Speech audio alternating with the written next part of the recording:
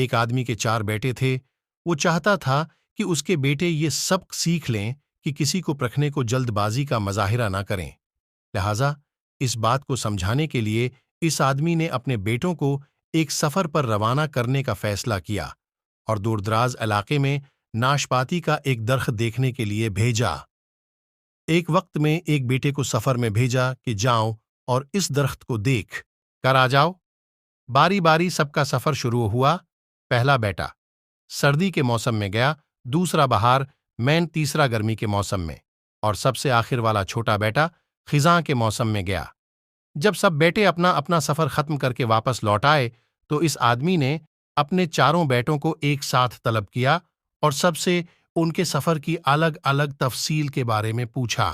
پہلا بیٹا جو جاڑے کے موسم میں اس درخت کو دیکھنے گیا تھا، اس نے کہا، آبا جان، وہ درخت بہت بدصورت، جھکا ہوا اور ٹیڑا سا تھا۔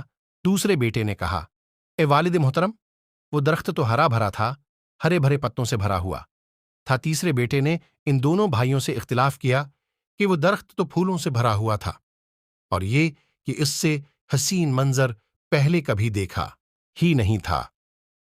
سب سے چھوٹے بیٹے نے اپنے سب بھائیوں سے اتفاق ظاہر کیا کہ وہ ناشپاتی کا درخت تو پھل سے لدا ہوا تھا، اور ان پھل کے بوجھ کی وجہ سے وہ درخت زمین پر لگا ہوا تھا اور زندگی سے بھرپور نظر آ رہا تھا۔ اس سب کے بعد اس آدمی نے مسکرا کر اپنے 4 بیٹوں کی طرف دیکھا اور کہا کہ تم 4 میں سے کوئی بھی غلط نہیں کہہ رہا، سب اپنی اپنی جگہ درست ہے۔ بیٹے باپ کا جواب سن کر بہت حیران ہوئے کہ ایسا کس طرح ممکن ہے۔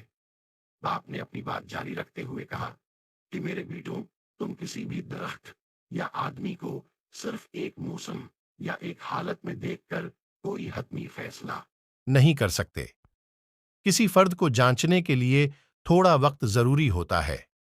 انسان کبھی کس کیفیت میں ہوتا ہے تو کبھی کس کیفیت میں۔ اگر درخت کو تم نے جاڑے کے موسم میں بے رونق دیکھا ہے کہ تو اس کا مطلب یہ نہیں کہ اس پر کبھی پھل نہیں آئے گا۔ اسی طرح اگر کسی آدمی کو تم فقیری کی حالت میں دیکھ رہے ہو تو اس کا مطلب یہ نہیں کہ وہ آدمی برا ہی ہوگا۔